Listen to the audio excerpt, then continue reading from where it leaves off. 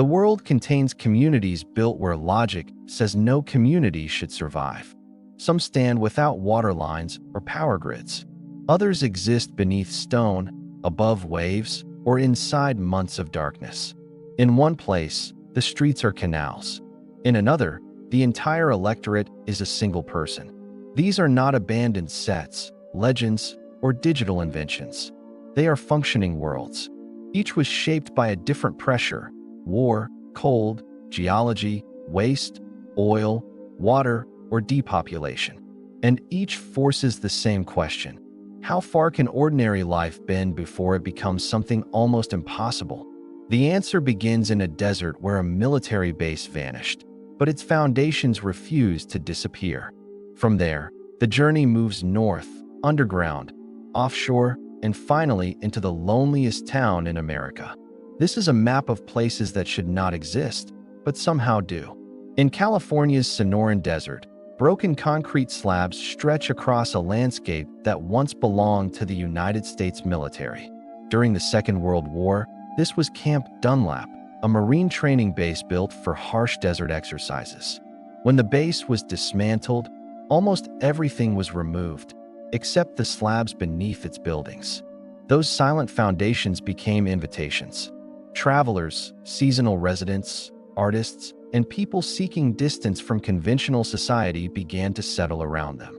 The community became known as Slab City, a place with no conventional municipal government and few public services. There is no city water network, no sewer system, no ordinary electrical grid, and no weekly municipal trash collection.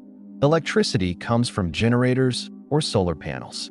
Water must be hauled, purchased, stored, and protected from the heat. Summer temperatures can climb beyond 120 degrees Fahrenheit, turning metal walls into ovens and small mistakes into emergencies. The population changes with the seasons.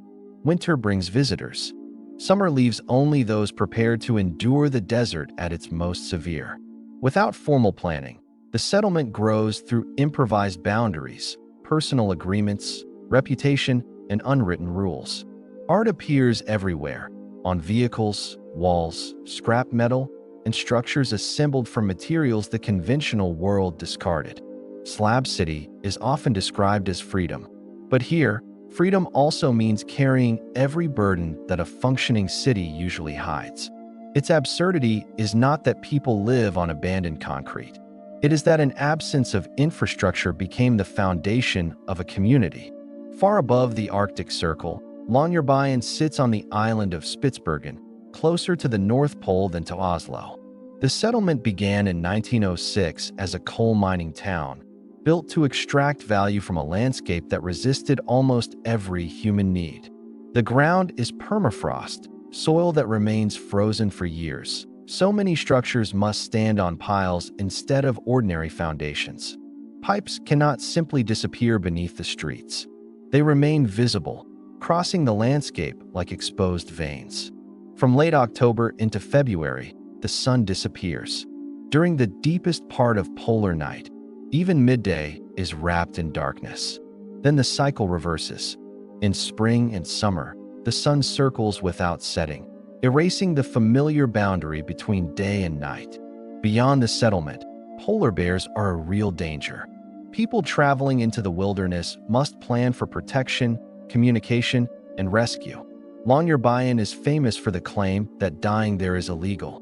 The truth is stranger and more practical. There is no simple law forbidding death.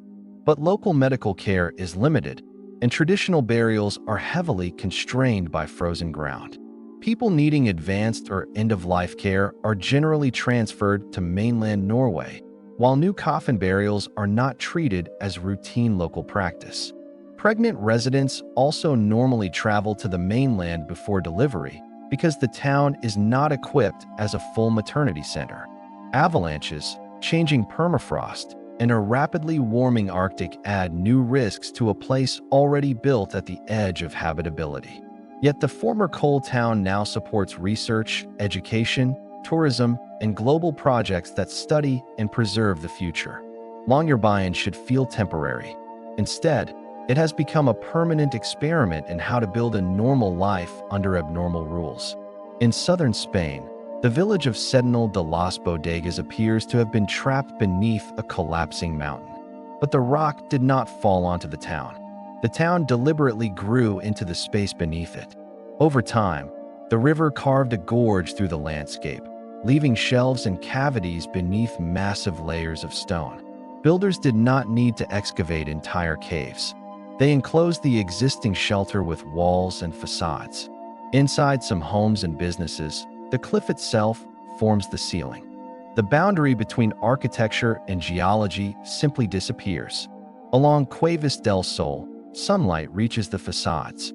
Across the gorge, Cuevas de la Sombra lives beneath deeper shade. The stone is visually overwhelming, but it is also useful. Its thermal mass helps soften the extremes of Andalusian heat and winter cold. Above the cave streets, the remains of a medieval fortress recall the town's strategic past under Muslim rule. The stronghold resisted repeated attacks before Castilian forces captured it in 1484 during the final phase of the Reconquista.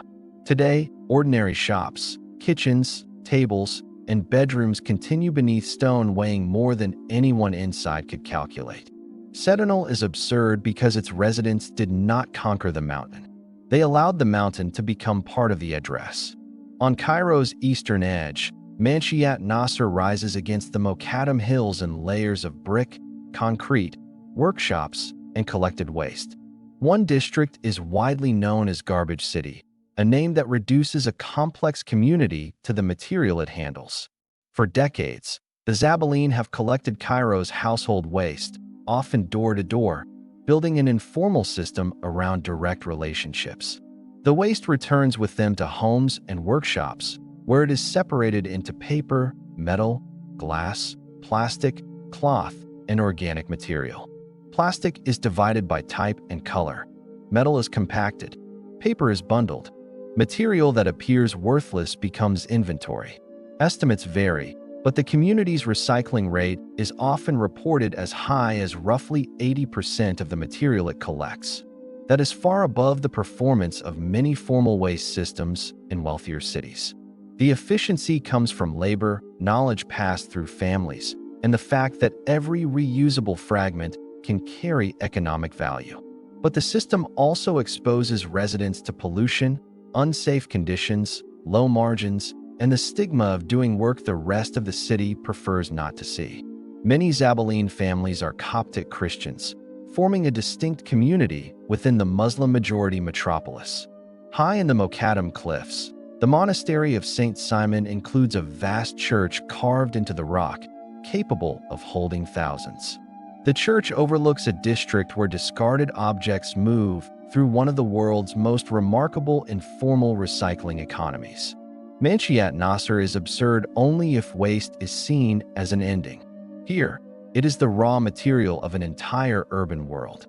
40 kilometers from the coast of Azerbaijan, steel towers rise from the Caspian Sea like the remains of a drowned metropolis. This is Neft Daşları, oil rocks, one of the earliest great experiments in building an industrial settlement offshore.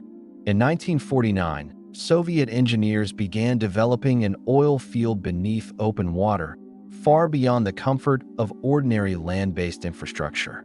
The first platforms were not a city. They were isolated work sites connected by fragile routes above the waves. Then the routes multiplied. Steel trestles carried roads, pipes, workers, machines, and supplies from one platform to another.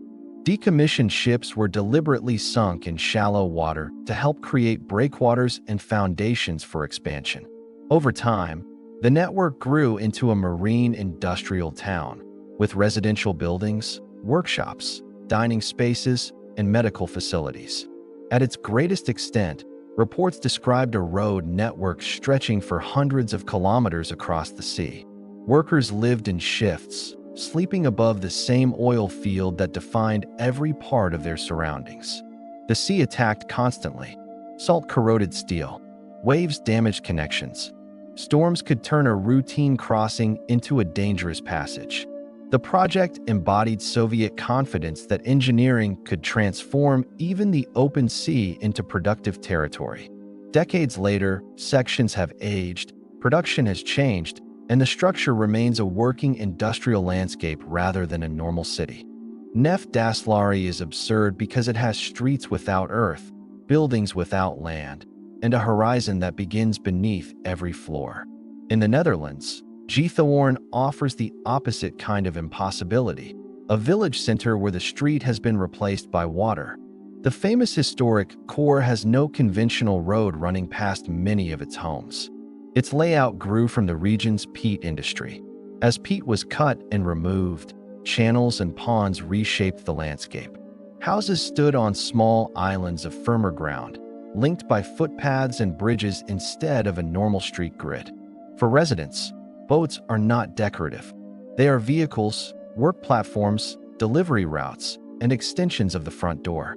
Traditional punts and modern electric boats move quietly through waterways only a few meters from living room windows. Pedestrians and cyclists cross the canals on scores of arched wooden bridges.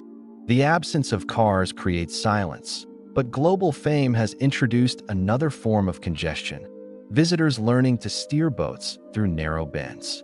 Giethoorn must now protect the calm that made it famous from the crowds drawn by that same calm. It is absurd because the infrastructure of a village was not built beside the water. The water became the infrastructure. On the Great Plains of Nebraska, a green road sign announces a town whose population can be counted without using both hands. Monowi was established beside the railroad in 1902 and once supported shops, families, a school, and roughly 150 residents at its peak. Then the railroad declined, jobs disappeared, and younger generations left for larger towns and cities. By the 2000 census, only Elsie and Rudy Eiler remained. When Rudy died in 2004, Elsie became the sole resident of an incorporated American village. She is not merely the last inhabitant. She serves as mayor, clerk, treasurer, librarian, and keeper of the town's legal existence. She completes the paperwork, approves the tavern's liquor license, and maintains the filings needed for Monowi to remain incorporated. The Monowi Tavern still opens for travelers, farmers, and visitors, giving the town a temporary population every time someone walks through the door. Nearby, Rudy's library preserves about 5,000 books in a small building maintained in his memory. Monowi contains a strange democratic loop: one resident, one voter, one office holder, one taxpayer, and one person responsible for continuity. Its absurdity is not emptiness. It is that a town can survive when its population has become a single human life. These 7 places share almost nothing on the surface: desert concrete, Arctic ice, Andalusian rock, Cairo waste, Caspian steel, Dutch water, and Nebraska grass. But each exists because people stopped asking whether a place was normal and began asking what was necessary. Some adaptations are beautiful, some are dangerous, some emerge from freedom, and others from inequality, industry, or loss. Together, they reveal that a city is not defined by roads, foundations, sunlight, land, or even population. A city begins wherever people organize memory, work, shelter, risk, and belonging into a shared place. The impossible is rarely a single miracle. More often, it is a routine repeated until the world accepts that it can be done. And beyond the edge of every familiar map, another impossible place is still waiting to be understood.